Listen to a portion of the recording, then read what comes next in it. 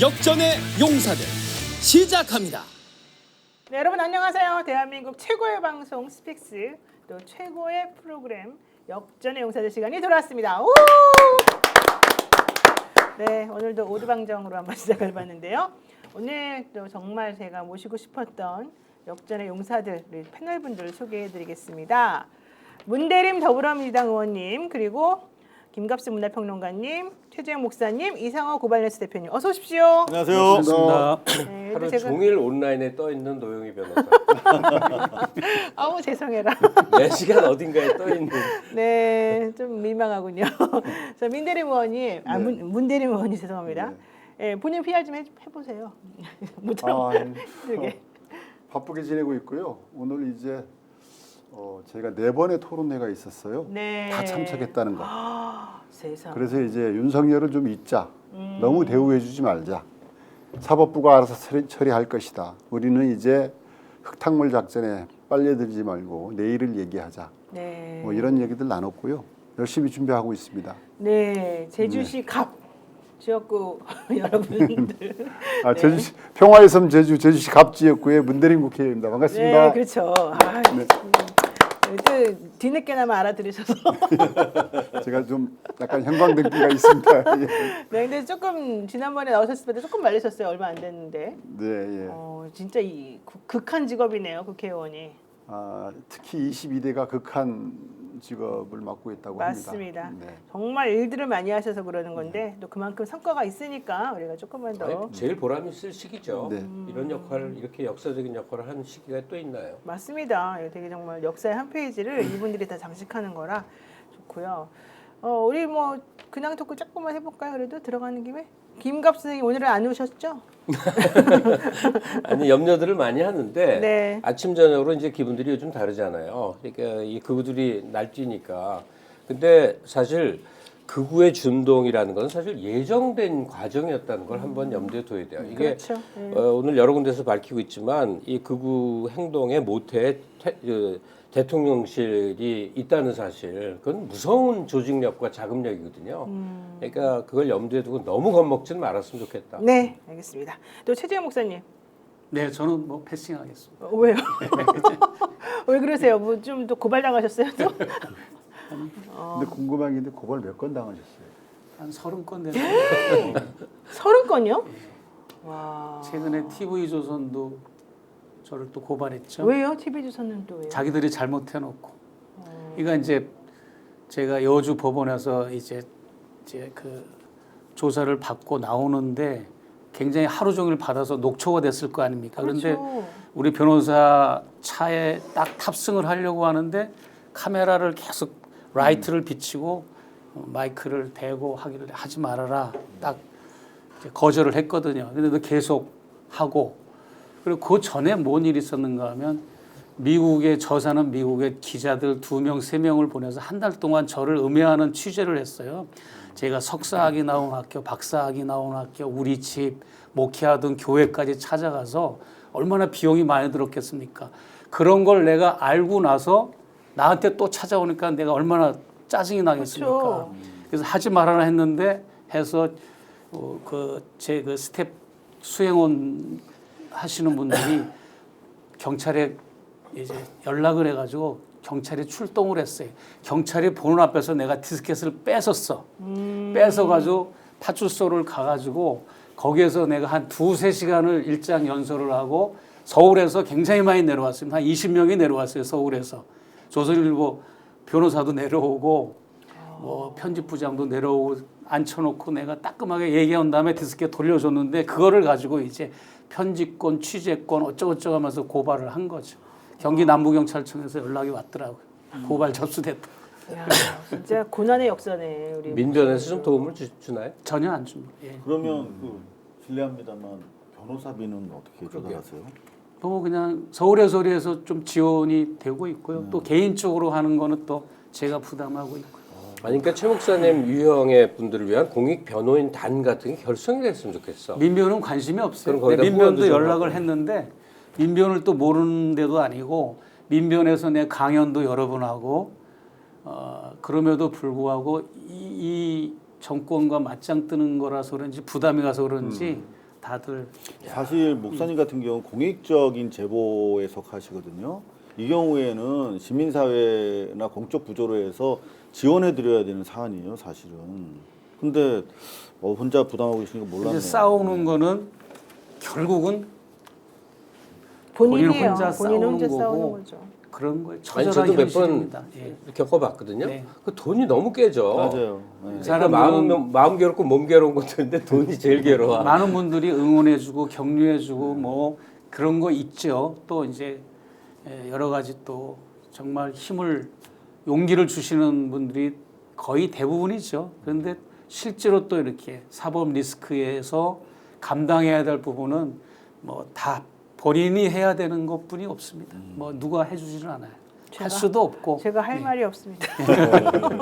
네, 어쨌든 너무 그래도 힘든 상황이신데 잘 이겨내시기를. 그러니까 이제 계엄령 당일날 가장 먼저 저를 덮쳤잖아요. 아침 10시 반에. 그게 이제 TV 조선이 저를 음해하는 방송을 첫회 방송을 추적자라는 없는 프로까지 만들어서 방영을 했는데 제가 1회예요. 2회가 김호준 음해하는 방송, 3회가 명태균. 근데 계엄 당일날 저를 제일 먼저 덮쳤고 저녁에 김호준. 이게 경찰 병력과 계엄군이라는 것만 다르지 저는 미국 국적자라서 계엄군은 닥칠 수 없으니까 경찰 3개 중대가 경찰 버스 3대가 왔고 소방차까지 오고 이러면서 압수수색을 한 거죠. 전날 그 다큐멘터리 네. 퍼스트 레이디 첫 시사회를 한 그 이튿날이었어요. 이게. 맞아요. 12월 3일 날 오전. 그러니까 조선일보와 오전에. 용산의 권력은 같이 공조를 한다는 거는 당해보지 않은 사람은 모릅니다. 지금 일반 분들은. 그러네요, 진짜. 그렇게 아시면 힘드시겠네요. 됩니다. 그때 서울의 서리도 같이 압색당하시고. 김대남 그랬죠? 녹취록에도 네, 나오잖아요. 네. 그거 다 우리가 한 거야 그러잖아요. 고소고발한 거 다 고발 사주하고 극우단체 시민단체 고발 사주해서 뭐 이렇게 하는 거 다 그런 오더를 다 용산에서 다 작동하는 거고 국힘당 법조팀에서 작동하는 거 아니겠습니까? 이렇게 할 말씀이 많으신데 왜 아까는 노코멘트를 제가 너무 할 말이 많으니까. 질문을 잘못한 것 같습니다. 아니 너무너무 알려주셔서 정말 다행이라고 생각하고요. 어쨌든 우리는 윤석열 씨 탄핵 사건 관련해서 먼저 좀 얘기를 해보도록 하겠습니다. 어제 윤석열 대통령 탄핵 심판 직접 출석해서 핵심 의혹에 대해서 몽땅 부인하는 아주 그냥 간단 명료하게 없습니다. 아닙니다. 뭐 이런 얘기부터 시작해서 여러 가지 얘기를 했는데요. 내일 열리는 탄핵 심판 4차 변론도 직접 출석해서 또 여러 가지 얘기를 하겠다고 얘기했습니다. 근데 내일은 이제 중요한 게 그렇죠. 김용현 전 국방부 장관이 증인으로 나오는 날이어서 사실은 그 김용현 국방부 장관의 증언 내용이 윤석열 씨 앞에서 어떻게 달라질지 어떤 식의 말을 할지 사실 매우 궁금한 상황이 아니겠습니까? 자, 그래서 원래 국회 소추인단 변호사들이 윤석열 씨가 앉아있으면 부담스러우니까 좀 안 보이게 해달라, 좀 증인과 접촉 못하도록 해달라 이랬는데 커튼을 치겠다 뭐 이제 이런 얘기는 나온 것 같은데 어떻습니까? 지금 뭐 취재하신 게 있으실까요?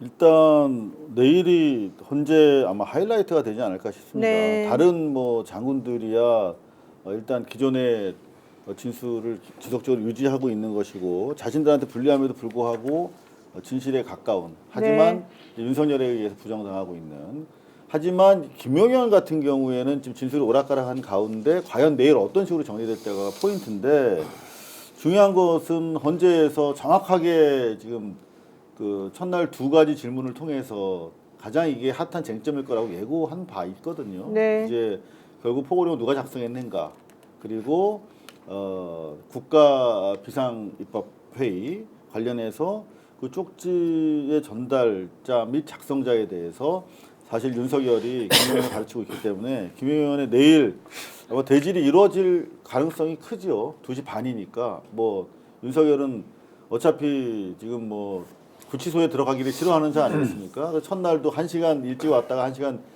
늦게 네네. 머물 정도로 헌재를 좀 자기의 어떤 휴식처로 생각하고 있는 자이기 때문에 아마 뭐 우리가 예상하는 대로 어떤 식으로든 뭐 커튼을 치든 아니면 약간의 시차를 두든 대질은 이루어질 것으로 보입니다. 네, 원래 내일 국회 측에서 조지호 경찰청장도 증인으로 신청을 했었었는데 소환을 했었었는데 조청장이 자기 안 나온다 이렇게 이제 불출석 의사를 밝혔습니다. 그리고 다음 달 4일에는 오후 2시 30분부터 90분 간격으로 이진우 전 육군 수도방위 사령관, 여인영 전 국군 방첩사령관, 홍장원 전 국가정보원 1차장이 증인으로 출석할 예정이고요.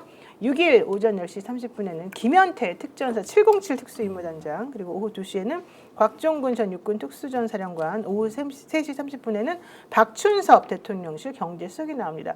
이 박춘섭 대통령실 경제수석은 지금 좀 전에 말씀하신 그 최상목 대행에게 전달되었다는 그 문건, 뭐 메모, 쪽지, 뭐 여러 가지 이름 작성 및 불리는데, 전달자로 추정. 그것을 작성하고 하는데 아주 핵심적인 역할을 한 사람으로 지금 추정이 되고요. 그 입법기구라고 비상 입법기구라고 하는 행정부가 입법권까지 자기네가 막 함부로 건드리겠다는 그 내용을 담고 있는 부분이어서 확인이 좀 필요할 것 같습니다. 아니, 근데 그리고 잠깐만요. 11일 오전 10시 30분에 이상민 전 행안부 장관 증인심이 예정돼 있는데, 이상민 전 행안부 장관은 오늘 국회에서 발언한 태도를 봐서는 이날 어떻게 될지 사실 잘 모르겠습니다. 네. 어차피 다 거짓말하지 않습니까? 네. 그러니까 관전 포인트는 그 윤석열을 제외한 나머지 예컨대 김용현이 얼마나 자기가 죄를 뒤집어 쓰려고 할까, 이 부분을 유심히 봐야 될 것 같아요. 네. 왜냐하면 이들이 이제 변호인을 통해서 사실 의견 조율을 다 하고 있다는 거잖아요. 그렇죠. 그러면 윤석열이 풀려날 가망은 없는데, 다만 윤석열 세력이라고 할 수 있는 국힘까지를 포함한 것이 조기 대선에서 이길 가망이 보인다, 그러면 충성을 오히려 한다는 거예요.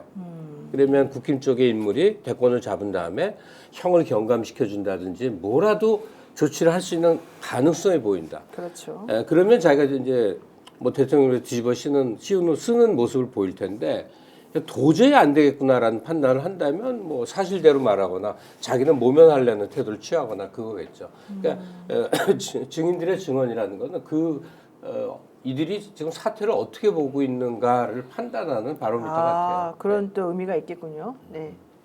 어쨌든 윤석열과 공동 수괴 수준으로 봐야 되지 않겠습니까? 그럼에도 불구하고 현재는 형사재판장이 아니기 때문에 외형상 윤석열을 감싸는 모습을 좀 보이긴 할 것이다. 그럼에도 불구하고 처벌에 대한 그런 좀 부담이 압박감 있겠죠. 이런 것들도 위증죄도 작용을 있고. 할 것이고, 그 위증죄가 크다고 보거든요. 그래서 아마 내일도 그렇지만 그 4일 이후에 벌어질 이분들의 증언 속에서 윤석열은 계속 코너로 몰릴 것이고, 그런 과정에서 윤석열과 김용현도 결국 돌아서게 될 것이다. 저희는 뭐 그렇게 보고 있습니다. 결국은 돌아설 그러니까 건데. 네. 구구 유튜버들이나 특정 세력들은 김용현의 의리, 뭐 충성 이런 것들을 강조하는 이제 프레임을 만들려고 하겠지만, 네. 결국 김용현도 모든 걸 뒤집어 쓴 그런 선택을 하지 않을 것이다. 왜? 제가 김용현을 좀 알거든요. 그래요? 어때요? 많이 하는 건 아니고요. 예. 지난 정부 때 통화했던 적도 있고요. 그분이 뭐 그렇게 충성심이 높은 게 아니에요? 충성심이 높아 보이는 그런 분이 아니었다. 제가 느끼기엔. 예. 근데 왜 이랬을까? 성질은 있는데 그게 충성심은 아니군요. 예, 근데 그렇죠. 우리 눈에는 비슷해 보이거든요, 이게. 글쎄, 제가 판단하기에 이분이 윤석열 대통령을 끝까지 자기 몸을 던지면서 온몸으로 막아설 그럴 위인은 못 된다. 저희 개인적 판단입니다. 제가 이제 이번 사태가 터진 이후에 네. 전화번호를 지우긴 했습니다만은 예, 그렇습니다. 근데, 그래서 윤석열도 김용현을 지나치게 공격할 게 아니라 인정할 건 인정하고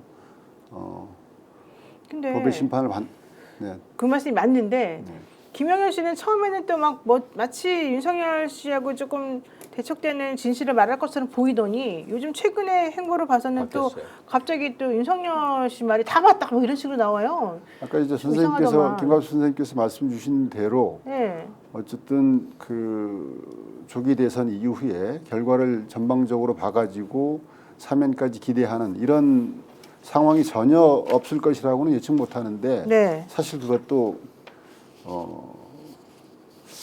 글쎄 그렇다고 해서 모든 걸 뒤집어 쓰는 그런 사람은 아닌 것이다. 사람은 저는 아니라고. 김용현의 향후 진술의 태도나 온도는 검찰의 태도와 상관관계가 있다고 생각해요. 그러니까 어떻게? 최초에 검찰에서 나온 진술은 가장 이 상황이 급박스럽고 좀 강하게 국민들의 반대를 받을 때 검찰이 사실은 민정수석과 검찰총장 통해서 김용현 의원을 모신 거잖아요. 그 검찰과 합의하에 야, 일단 네가 들어와야 되고 그리고 들어온 다음에 요 정도 진술을 해야 되는 상황이다라고 하는 검찰이 상당히 지금 이 상황을 시급하고 위급하게 인식해서 빨리 좀 뭔가 조치를 취한 상태였거든요.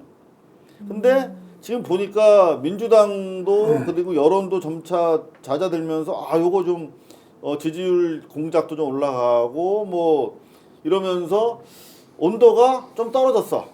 그러면서 우리가 최초에 했던 진술들과 수사 의지가 여기 뒤로 물러난 상태인데 김용현도 같이 그러면은 뒤로 자기가 물러나는 그런 수순에 있는 것 같아요. 그래서 저는 윤석열이 바로 그냥 1초 뒤에 부인될 거짓말도 막 하지 않습니까? 그런 상황에서 일단 김용현도 이제 자기도 살아야겠다는 생각하면서 점차 저는 자기의 이롭거나 무시해도 좋은 상황에서의 진술 번복 같은 것이 이어질 거라고 생각합니다. 근데 김용현 씨가 사실은 증거인멸을 이미 너무 많이 했습니다. 그렇죠. 예, 막 다 폐기하라고 지시하고 결국 다 폐기되고 자기가 이제 그 계엄 선포한 그 다음날 뭐 그만두겠다고 하면서 사실은 그 시간 동안에 있었던 모든 것들을 다 자기는 숨긴 것처럼 지금 나오고 있거든요. 이 사람은 사실은 내란 수괴가 자기가 될 게 아니라면 현재 내란 중요 임무 종사자로서 뭘 노리고 있는지 사실 조금 헷갈리는 상황인데 이게 변호사들이 질문을 잘해야 돼요.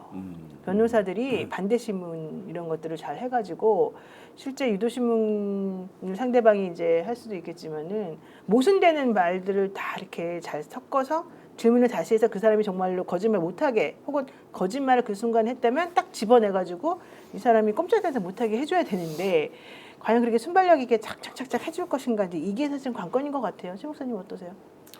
김용현 같은 경우에는 우리 문 의원님이 좀 정확하신 것 같아요. 예. 그리고 윤석열의 인성이나 어떤 리더자로서의 어떤 본받을 만한 점이 거의 없는 거를 김용현도 이제는 알고 있으니까 자기도 자기 입속을 좀 차려야 될 것 같고 예를 들어서 지금 저 변호를 맡은 변호사님이 이제 이화영 부지사 그 변호도 맡거든요. 네. 두 분을 보면은 이화영 그 부지사의 변호를 하는 사람들도 여러 부류가 있더라고요. 같은 의견들이 아니에요. 그렇죠. 예. 그래서 보면은 이 지금 김용현의 변호인들이나 윤석열의 변호인들이 서로 뭐 마음이 하나 돼서 공조하거나 뭐 합의하고 이런 관계는 이미 아닌 걸로 확인이 됐기 때문에 이제 치열하게 서로 이제 공방이 오갈 것으로 저는 예견이 되고 네. 김용현이는 처음에 이재명 쪽에 라인을 섰던 인물이에요. 아, 그래요? 처음에는. 예. 그리고 제가 아는 지인 무기상을 하셨던 굉장히 유명하신 분인데 이분에게 그 국방계획서 이분이 아주 그 애국심이 많으신 분이라 국방계획서 같은 거를 항상 이렇게 우리나라의 국방 플랜을 짜시는 분이에요. 이렇게 바인다도 만들고 그거를 김용현이가 가져가서 이제 윤석열 캠프에서 합류하면서 자기 걸로 이렇게 뿌리핑을 하고 처음에는 뭐 경호처에 이제 그 몸담을 생각은 안 했는데 그런 식으로 해서 윤석열 캠프에 들어가서 이제 거기서 뿌리를 내린 사람인데 그렇게 뭐 이 사람이 김용현도 뭐 무골 지장이나 용장이나 덕장이 될 만한 그릇은 애전하게 아닙니다. 그렇기 때문에 치졸한 모습들이 아마 보여질 것 같아요. 볼만할 것 같습니다. 나는 네, 양측이. 알겠습니다. 자, 허현님께서 잘 생각해 보세요. 김용현은 다 뒤집어 쓰고 윤석열은 다음 정권 때 사면받게 하고 본인은 정권이 국힘으로 바뀌면 사면받을 것이라고 판단함 이러셨는데 제일 비근한 예가 최순실과 박근혜입니다. 박근혜 씨는 대통령이었다는 이유로 사실은 사면을 받았죠. 하지만 최순실 씨는 어땠습니까? 결론적으로 자기 혼자 지금 계속 그 안에 있는 거 아닙니까? 다른 사람들 다 사면받아도 김용현 씨도 마찬가지가 될 수밖에 없어요. 그리고 특히 이건 정말 제 개인적인 생각이지만 물론 많은 분들도 그렇게 생각할 것 같습니다만 윤석열 씨한테 충성을 바칠 만한 가치가 있나요? 나는 이 사람이 모든 걸 다 남 탓하고 이런 걸 보게 되면 내가 아무리 저 사람을 좀 뭔가 좀 했었다 하더라도 저 같으면 이미 끝이다 이렇게 생각할 것 같은데 제가 왜 그러죠? 전두환이랑 그 조폭이랑 취재를 오래 했거든요. 아, 네. 근데 실제로 전두환이랑 조폭이랑 공통점이 뭐냐면 겉으로 막 의리 충성 막 그래도 이 다 돈의 관계, 이권의 관계더라고요. 그래서 전두환이 뭐 충성하는 듯 보이는 그 졸개들도 다 보면 돈으로 길러지고 사육되는 자들이지 뭐 그렇게 뭐 충성 가지고 뭐 이렇게 하는 자들이 없더라고요. 실제 다 네. 까보니까 조폭도 네. 마찬가지고 실제로 윤석열이 그런 자금을 가지고 또 이권을 가지고 남도 먹여 살리는 그런 마피아의 그 어떤 그런 정신이 있느냐 그건 아니거든요. 아니 그러니까 윤석열 추정은 나중에 쭉 이 일람표를 놓고 본다면 공통점으로 보여요.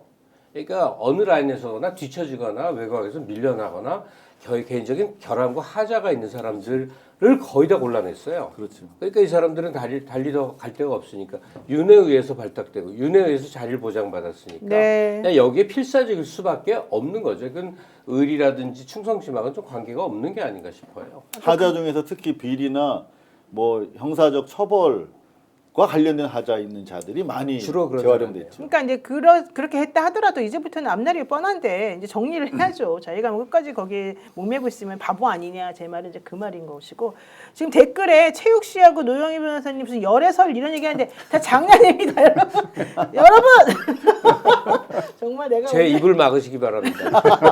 오늘 같이 방송 최욱 출연하셨던 노영희 열애설에 제가 중요한 제보를 할 수가 있어요. 여러분 그거 신경 쓰지 마시고 빨리 좋아요 구독 눌러주세요. 그럼 제가 불가능한 얘기는 아니지 않습니까? 진실을 말씀을 드릴게요. 둘 다 취향도 맞아요. 어머 웬일이야.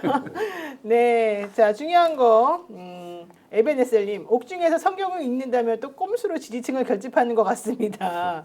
글쎄 이것도 좀 위험스럽긴 하네요. 자 저는 이제 두 번째 김성훈 씨에 대해서 좀 한마디 하고 싶습니다. 검찰의 태도가 요즘 너무 눈에 띄게 이상한데요. 우선 김성훈 씨 이렇게 뻔뻔한 태도로 나오는 거 왜 이 사람에 대한 구속이 안 되는지 전 정말 이해가 안 되는데 예 싱크 한번 들어보도록 하겠습니다. 한남동 관저에서 지금 압수수색을 위해서 관저로 지금 나갔다고 합니다. 관저 압수수색 승인권자가 아마 김성훈 경호처장 같은데 네, 현재 대통령이 지금 부재인 만큼 진실을 밝히기 위해서 이 부분에 대해서 좀 승인을 해주시지 그래요? 가서 관련 법률에 따라 판단할 겁니다. 그리고 저희 경호 대상자는 대통령님뿐만 아니라 영부인님도 경호 대상자입니다. 아 정말 무슨 저분도 확신범인 것 같은데 이상하게 경호처 직원들 예전에는 안 그랬다는데 이 정권 들어와가지고 다 엄청 잘생긴 사람으로 바뀌었다 그러더라고요. 김신 이런 사람들 특히 가족부장이라는 거 네네. 김신은 되게 잘생겼다는데 사실 저는 얼굴을 잘 모르는데 어머 얼굴하고 뭐 상관이 있습니까? 경호하는데? 그런 상관없죠. 상관없고요. 그게 끝이에요? 근데 이제 특별한 분이 특별한 요구가 있으면 저럴 수도 있지 않는가 뭐 이런 생각 정도 해봅니다. 꼭 그렇다는 건 아니고요.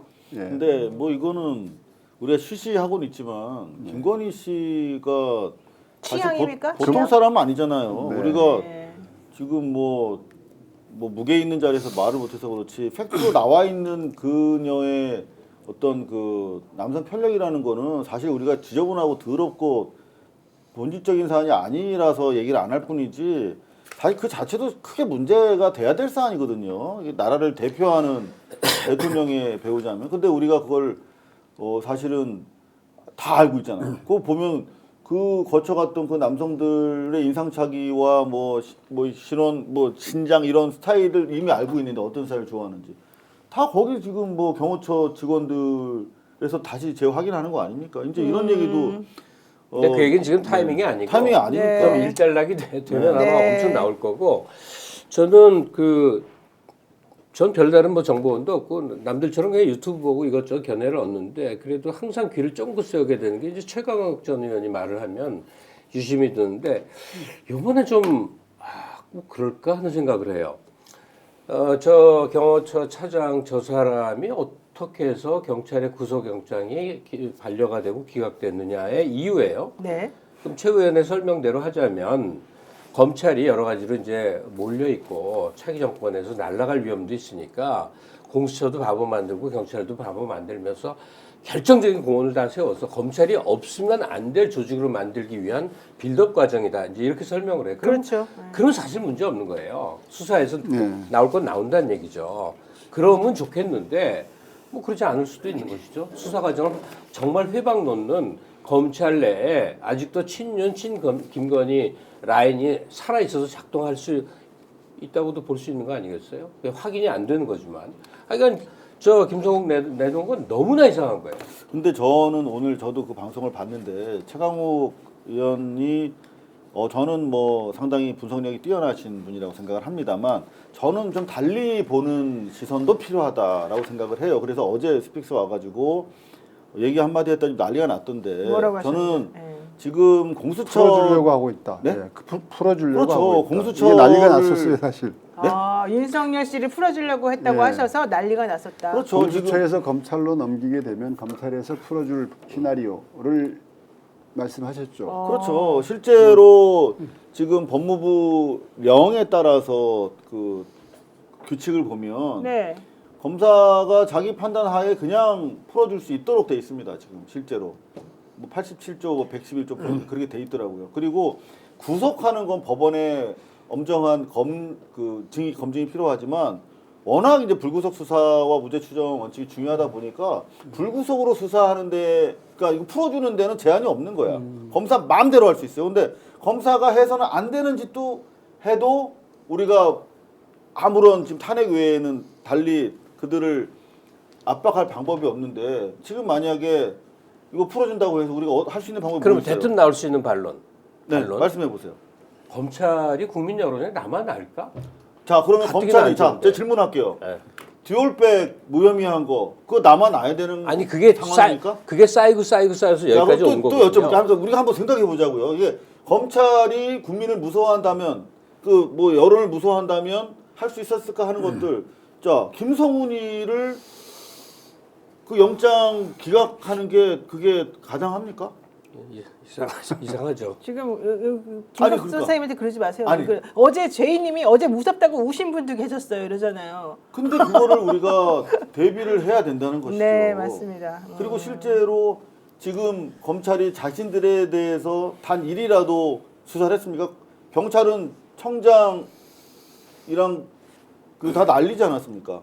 검찰은 당장 어떻게 해서 이 사건과 관련해서 자기들이 그 이상호 기자님 어제 네. 말씀 주셨나요? 그 얘기 때문에 오늘 여러 사람들이 얘기를 나누더라고요. 근데 제가 이렇게 가만히 들어보니까 이상호 기자님 얘기가 그렇게 해서 풀어주고 윤석열은 밖에서 어쨌든 법리 다툼보다는 정치 투쟁을 하고 그러면서 헌재에 압박을 가하고 그렇게 해서 다시 생환하는 그런 프로그램. 그러기 위해 그러는 이유는 이 계엄 사태와 관련해서 검사들도 자유롭지 않은 지도부들이 있다. 그렇죠. 뭐 그래서 어차피 아까 말씀 잠깐 주셨지만 이게 끝나게 되면 탄핵이 인용되게 되면 다 이제 낙동강 오리알 신세가 될 양반들이기 때문에 방어적 차원에서 그런 이제 조치를 할 수 있다라는 사람들이 있는 반면에 우리나라 검찰을 믿어야 된다. 저는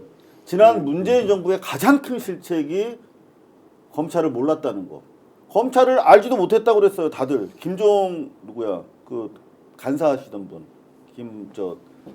이낙연계로 갔다가 다시 이렇게 들어오신 분 있잖아요. 김종 누구지? 의원님, 김종민 의원님. 예.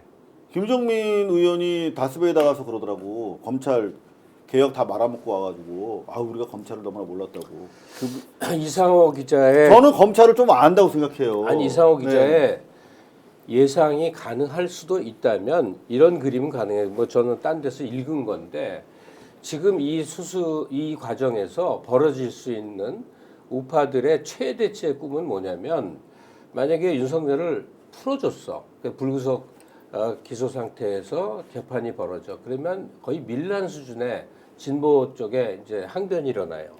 그분들은 더 준동해. 거의 시한 내전에 준하는 그 윤석열이 원하는 거 아니에요? 아니 그걸 바란다는 거지. 네.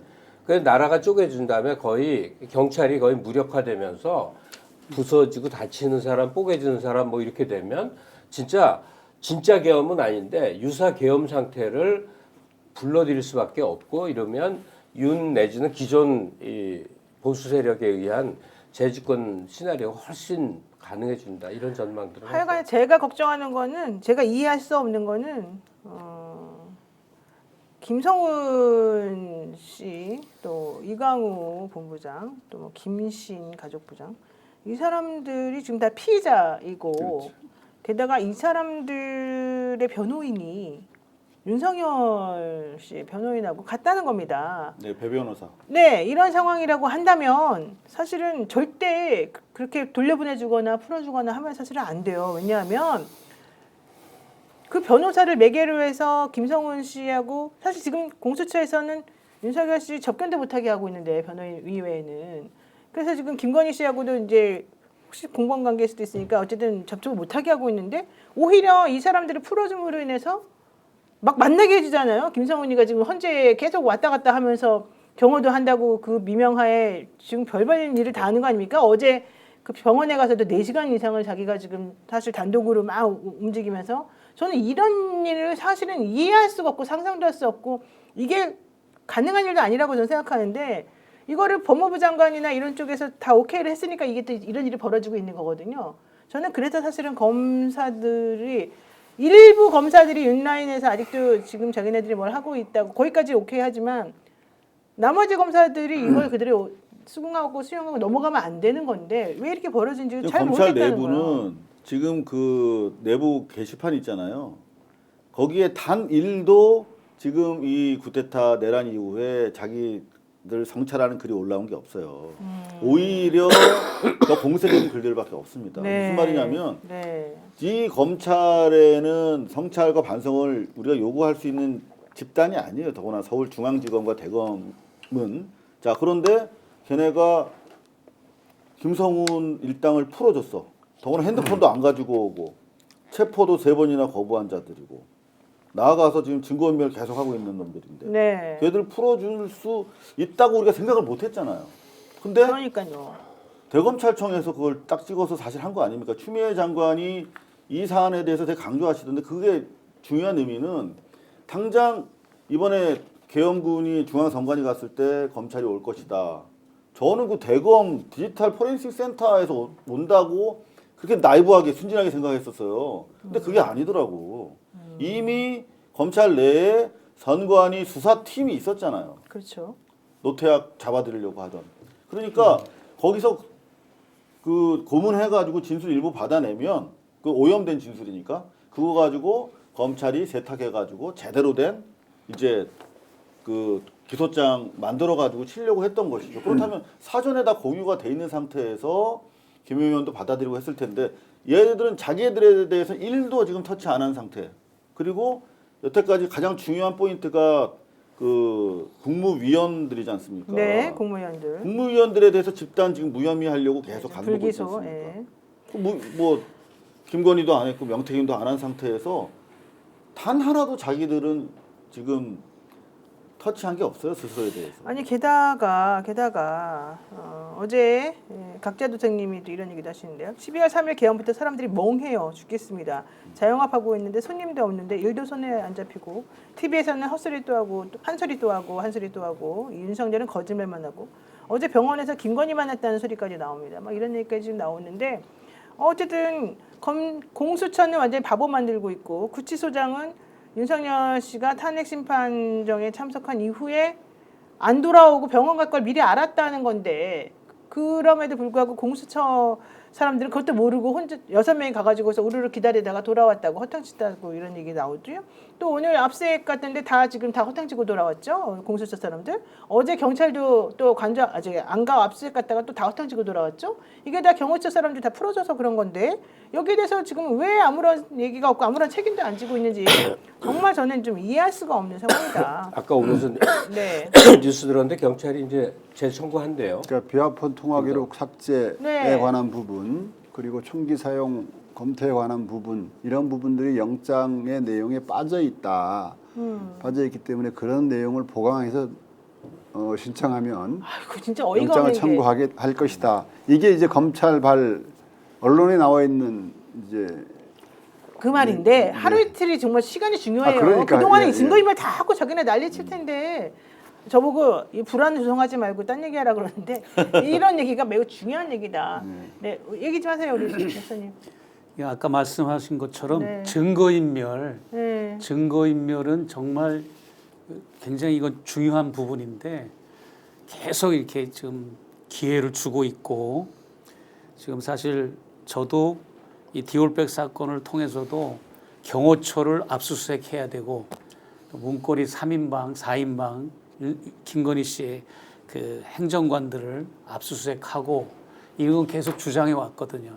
하물며 이 지금 내란 계엄령은 안가에서 많이 이루어졌기 때문에 안가도 모든 거를 압수수색해야 되고 그럼요. 경호처도 네. 압수수색해야 되고 관저도 해야 되고 대통령 청사 안에 대통령실과 관련된 거를 거기도 해야 되고 그러면은 이게 일사불란하게 좀 체계 있게 조직적으로 좀 뭔가 진도가 국민들의 입장에서 볼 때 모든 건 국민들의 눈높이로 해야 됩니다. 모든 일들은.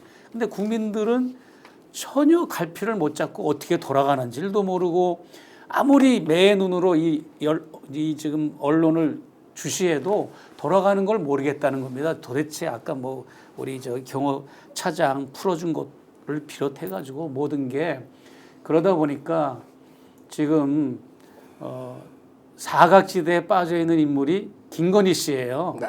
많은 사람들은 지금 김건희 씨에 대해서 지금 관심을 안 갖고 있는데 역으로 말하자면 모든 키는 김건희 씨가 쥐고 있고 이 계엄령이나 내란에 있어서도 김건희 씨가 모른다, 김건희 씨가 무관하다 이거는 삼척동자도 다 아는 얘기고 그런 네. 거는 있을 수가 없기 때문에 김건희 씨도 이 계엄령과 연루해서 특별 조사를 해야 되고 여러 가지 지금 해야 할 일이 많습니다. 특히 우리 이제 문 의원님 꼭 좀 주지해 주셨으면 좋겠는데 국힘당 의원들 물론 현역 의원들은 이제 여러 가지 법권 이런 부분도 있으시지만 그러나 이 내란죄와 관련돼서는 뭐 추경호라든지 또 윤핵관 중에 특정 인물이라든지 또 그 외에도 현역 국힘당 의원들 중에 직간접적으로 내란죄와 공유를 이 내란과 관련돼서 윤석열 측과 공유 내지는 공조를 한 의원들이 분명히 있다고 저는 확신합니다. 네, 이거는 네. 그런 것이 없이는 이게 시행될 수가 없어요. 계엄령이. 그렇기 때문에 그 부분도 국회의원들을 무조건 찾아내야 됩니다. 내가 네. 볼 때는 국힘당에 누가 진짜 직접적으로 간접적으로 연루가 돼서 이 윤석열 팀과 내란을 공조했는지 이것도 좀 밝혀내야 되고 해야 할 일이 너무 많은 거죠, 사실. 맞습니다. 네. 자,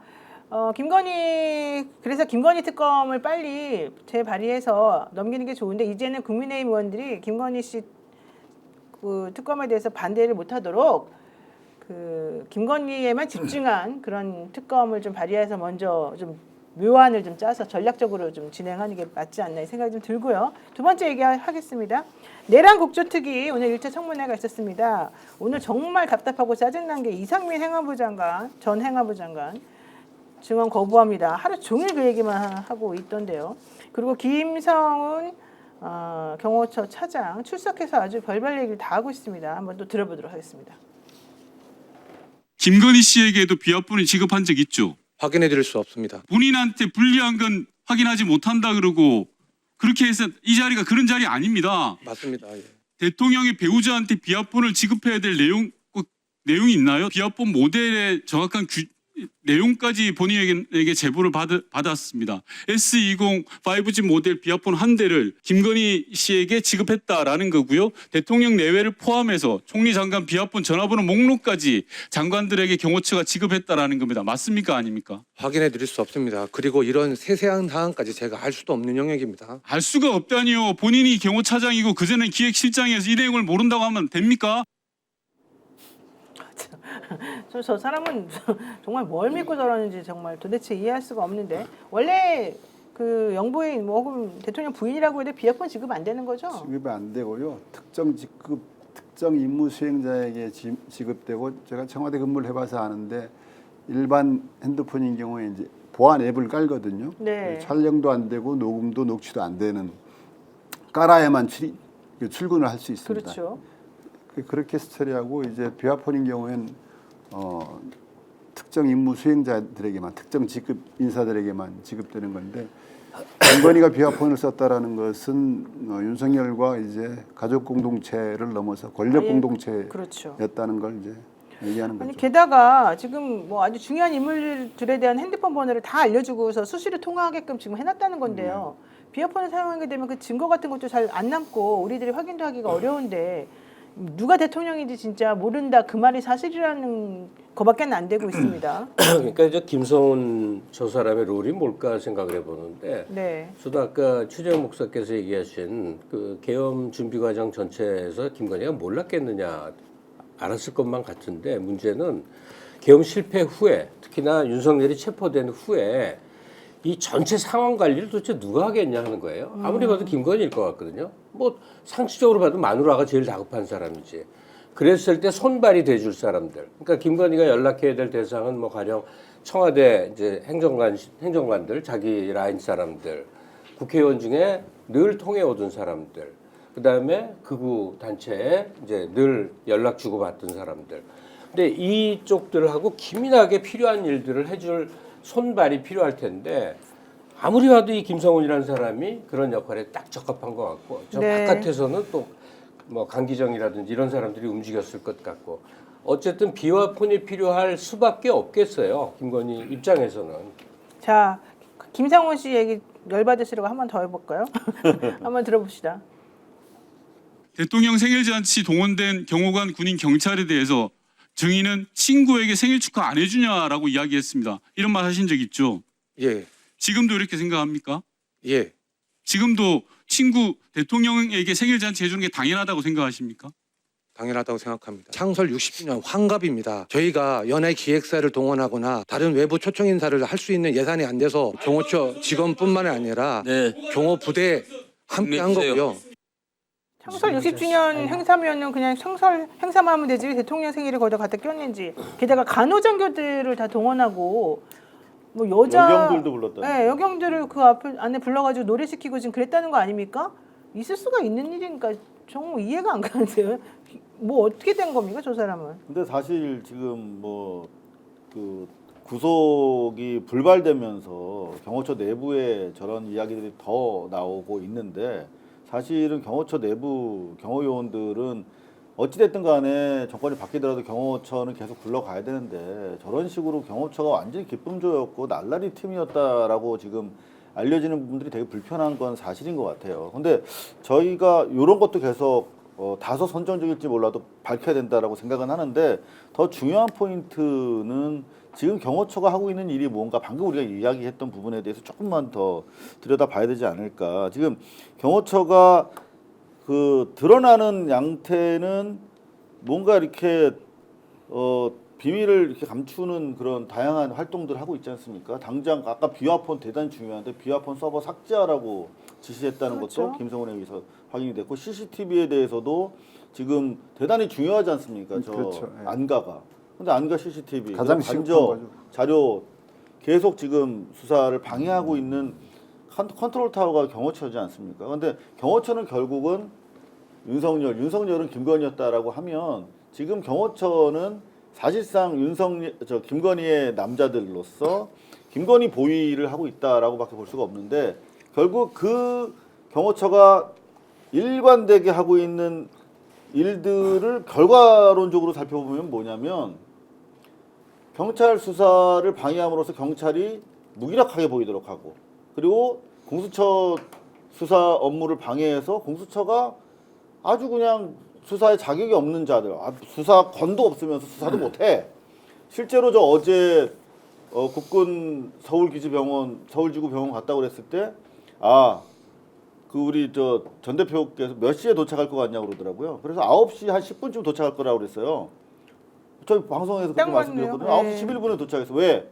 9시까지가 공수처가 강제 수사할 수 있는 네. 시간이거든요. 그래서 그것만 넘겨서 도착할 거다. 그게 뭡니까? 결국은 공수처에 대한 부정적 이미지를 계속 심어주는 거예요. 경찰과 공수처. 그게 경호처의 지금 모든 그 행태들의 결과입니다.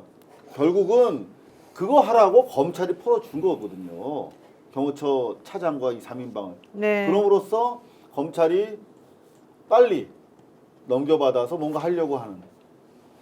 그게 무엇일까에 대해서는 더 이상 말씀 안 드리겠습니다. 아니 근데 수사 거부할 때 국민들이 바라는 거는 수사관들 4명 집어넣어서 사지를 들고 끌고 나오는 걸 바라거든요.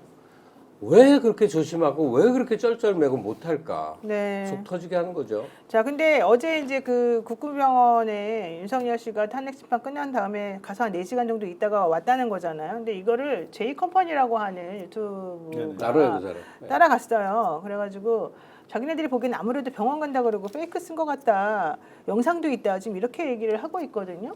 근데 실제 많은 분들이 거의 간다고 한 거를 제대로 알리지도 않고 공수처 그렇게 물먹이고 뭔가 이상하다. 다들 그렇게 생각들은 하고 있는데 정말로 간다 그러고 안 가고 실제 병원 의사도 안 만나는데 만난 것처럼 하고 이런 식으로까지 대담하게 할 수가 있을까요? 그렇게 되면 구치소장까지 전부 다 같은 한 통색으로 이 사건을 지금 만들어냈다는 얘기밖에 안 되는데 저는 그렇게까지는 사실 믿기가 어렵지 않을까 생각이 드는데 어떻습니까?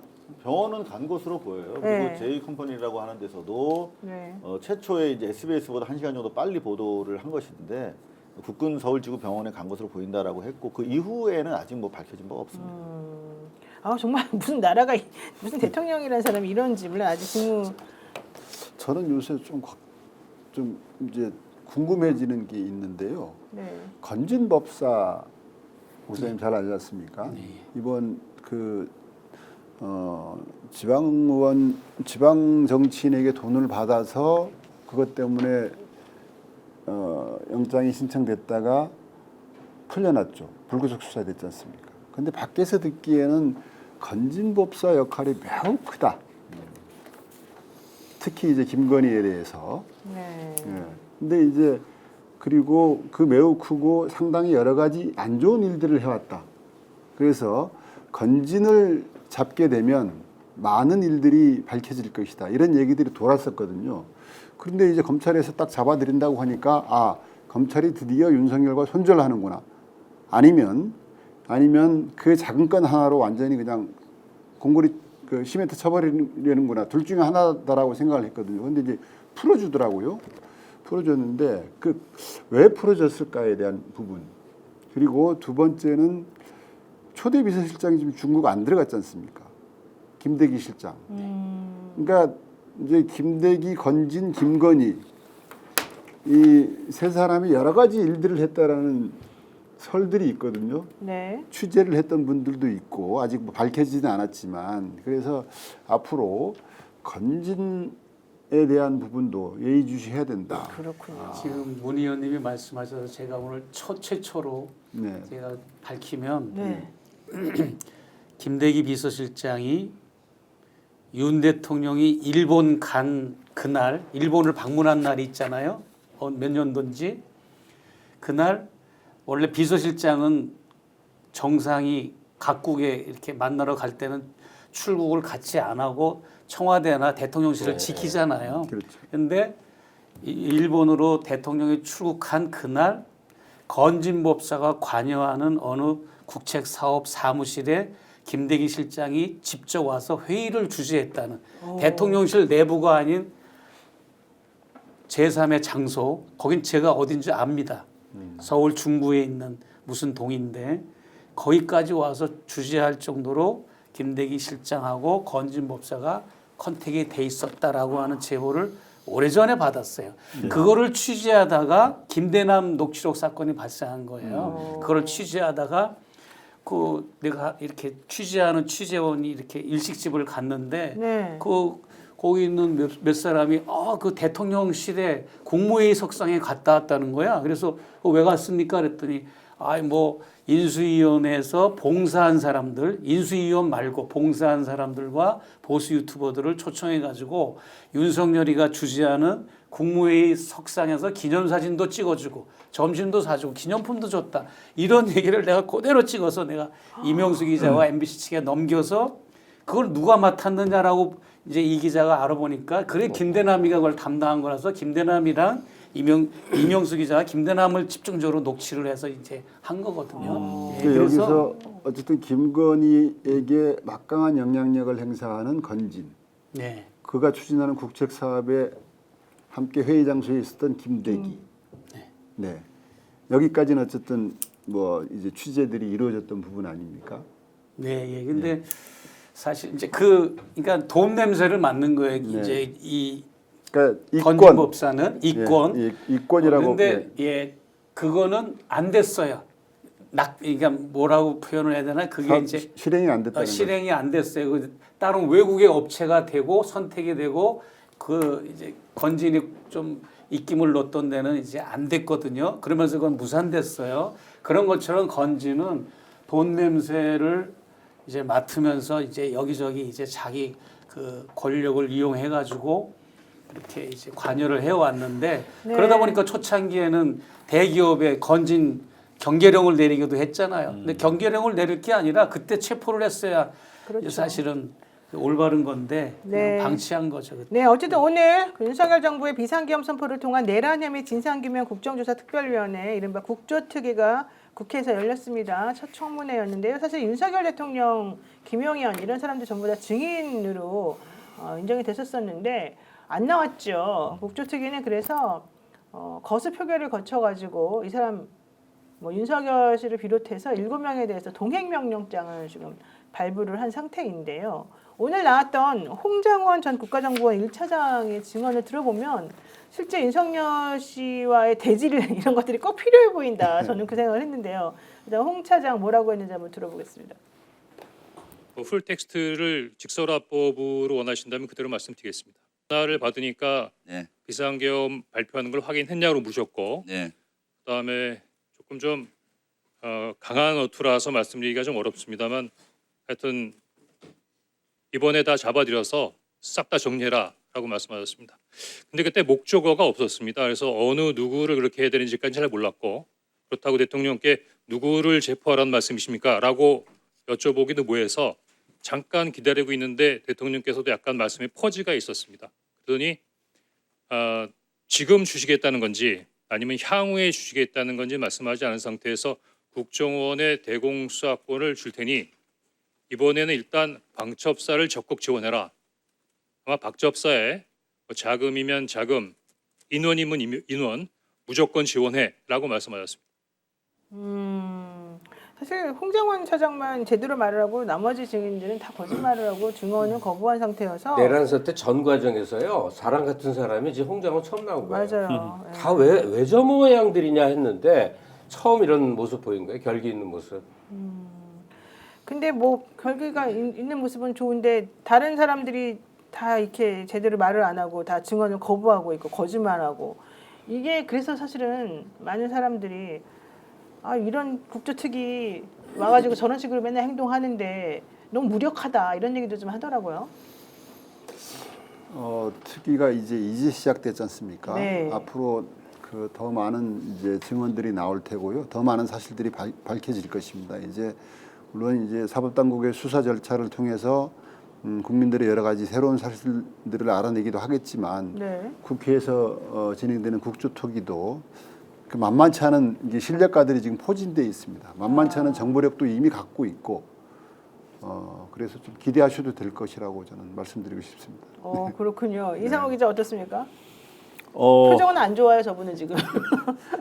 네, 저는 뭐 안 하는 것보다 낫다고 생각하는데 실제로 별 영향력이 없다. 그러니까 오늘 헌재에서 어제 윤석열이 거짓말한 거 있잖아요. 네. 뭐 이를테면은 그거 있잖아요. 오늘따라 말을. 지금 화딱지가 나서 그래요, 사실은. 그 비상 입법기구 네, 관련해서 비상입법기구. 네. 문건 관련해서 우리 박선원 의원이 사실 따져보면 그때 김용현 그 자리에 없었다. 뭐 이런 거 그냥 원포인트로 윤석열 거짓말하고 딱딱 집어내는 거는 깨어난 면이 있어요. 저희 같은 기자들은.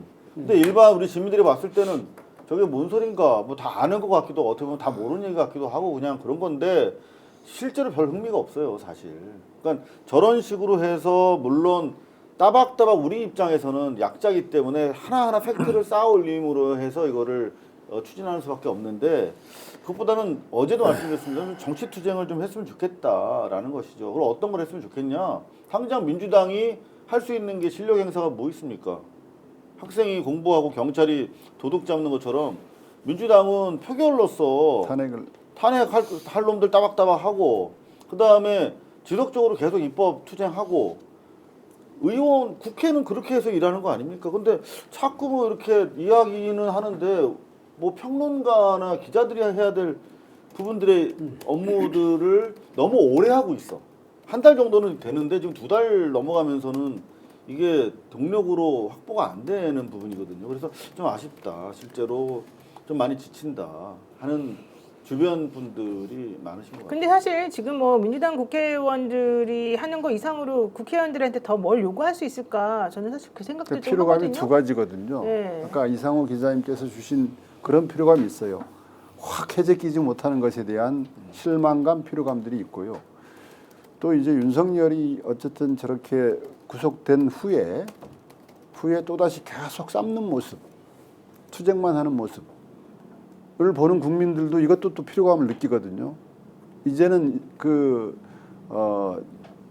의원들끼리 그런 얘기들 해요. 좀 미래를 얘기하자. 그러니까 쌉지를 말자가 아니고 미래를 얘기하자라는 부분에 대한 그게요. 사실은 되게 배불러 보인다니까요. 이미 쟤네 정권 이미 뭐 그렇지가 않고요. 정권 이미 획득했네. 민생 얘기하고 아니, 근데 뭐 이제 미래 얘기하고 아니 잠깐만 좀 마무리 좀 할게요. 제가 사실 뭐 제 존경하는 의원님 앞에서 약간 좀 뭐 버릇없는 것처럼 느껴지실 수도 있는데 그런 얘기 때문에 쟤네 이미 뭐 다른 당사이고 이재명 대통령 되는 절대 거니까 그렇게 생각하고 있지 않고요. 뭐 벌써부터 집권당처럼 뭐 저러네. 어차피 저쪽은 좋게 안 봐주니까 우리가 뭘 한다 하더라도 그렇잖아요. 그래서 실제 지금은 사실은 우리가 주도권을 가지고 뭔가 이끌어 나가야 되는 상황인데 기자 입장에서 봤을 때는 지금 기사가 전국을 주도하는 기사가 자꾸 국민의힘 쪽에서 나오지 여기서 안 나오거든요. 어차피 지금 기울어진 운동장에서 쟤들은 뭐라고 말만 하면 기사 써주고 우리는 뭐 아무리 해도 그걸로 계속 뒤집잖아요. 당장 오늘만 봐도 권성동이가 문영배 우리 헌법재판관 관련해서 이재명 대표랑 뭐 관련이 있냐 없냐 이런 거 뭐 물어보고 그랬죠. 말도 안 되는 허위 사실을 자, 얘기해서 윤석열 구속시켰지 않습니까? 그리고 헌재 권한쟁의 심판 이제 했지 않습니까? 그리고 내란 특검법 통과시켰지 않습니까? 국회의원들이 민주당이 할 거 안 하는 게 아니거든요. 다 하고 있어요, 할 수 있는 거 사실은. 다 하고 있습니다. 다만 이게 우리가 검사 추천이라든가 이제 이런 것들이 제대로 안 되는 거부권 행사라든가 이런 것들이 막히는 과정 속에서 다 합치면 190석이 되는데 왜 몰아붙이지 못하냐 이런 국민들이 피로감이죠. 그러니까 저희들이 이제 거부권이라든가 특검 추천권이라든가 이런 것들에 대해서 최상목을 확실히 통제할 수 있는 그런 위치에 있지 못하기 때문에 그런 실망감을 주는 건 사실이지만 그럼에도 불구하고 아까 제가 얘기했듯이 현재 권한쟁의라든가 특검이라든가 이런 것들에 대해서는 차분하게 진행해 왔다. 그러니까 아니 뭐 정반대 얘기를 해서 좀 그런데 지금 이제 벌어질 일의 핵심은 결국 탄핵 심판이고 또 하나 윤석열에 대한 형사적 조치예요. 이 두 가지. 근데 이건 둘 다 민주당이 하는 게 아니거든. 그럼요. 그러면 민주당은 여기에 영향은 끼칠 수 있으나 궁극적으로 민주당 할 일은 이제 국정의 중심에 서는 일일 거란 말이에요. 좀 그 말씀을 하시는 것 같아요. 네. 그렇습니다. 그걸 좀 더 용어화시키고 언론에 좀 더 예. 노출시키고 그러는 게 필요하지 않겠냐. 저는 어쨌든 이 사람에 대한 처벌은 필요하다고 봅니다. 이상민 전 행안부 장관 오늘 용해인 의원 질문에 대답한 거 한번 보시죠. 이상민 네, 증감법 3조 제1항 형사용법 148조에서 증언하지 않겠습니다.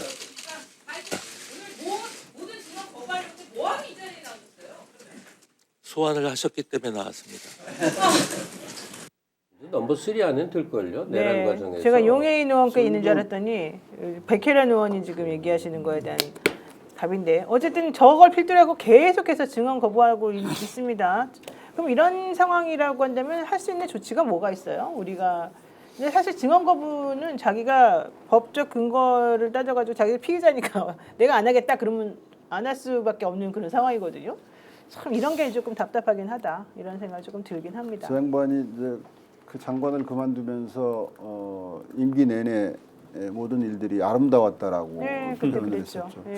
저는 이제 법정에서 재판을 진행하는 과정에 서로 물어뜯는 관계가 되지 않을까. 저는 뭐 이렇게 조심스럽게 아니 상식적으로 정상적인 합동수사본부 같은 게 만들어져서 예. 일원화돼서 내란 처리를 하고 있다면 이상민은 당장 지금 감옥에 있어야 될 사람. 국방부 아니에요? 장관은 같이 그렇죠. 있어야죠. 그렇죠. 근데 지금 저러고 있으니 진짜 한심스럽습니다.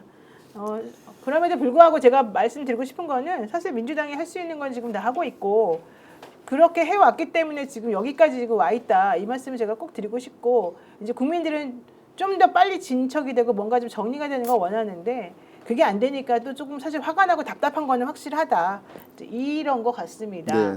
네, 그렇지만 지금 최상목 탄핵해봤자 또 이주호가 그다음에 될 건데 이주 장관은 뭐 믿을 수 있는지 저는 매우 의심스러운 상황이 있기 때문에 그런 여러 가지 것들을 염두에 두면은 민주당에서 뭐 최상목 탄핵 안 시킨다 이거 가지고 자꾸 얘기할 건 아니다라고 오히려 생각하고요.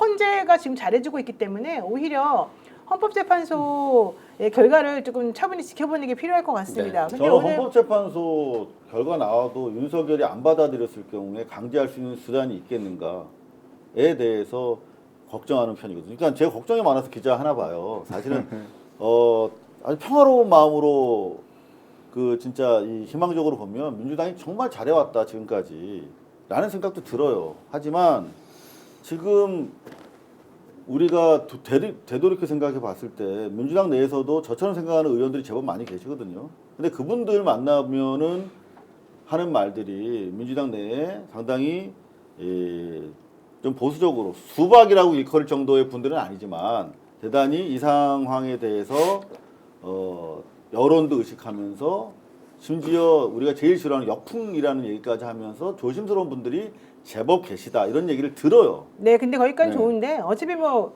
안 받아들일 수 있는 게 뭐가 있습니까? 윤석열 지금 구속되어 있고 그리고 헌재에서 탄핵시키게 되면은 파면이 되는 것도 그때부터는 대통령 신분이 아니기 때문에 당연히 수사나 뭐 강제 집행은 무조건 할 수밖에 없고 너무 지금 앞에까지 나가서 막 아니, 걱정하지 마시고 답답해서 일단은 그러신 정리하는 수준으로 근데 좀 문 보죠. 의원님한테 이거 네. 하나 물어보고 싶어요.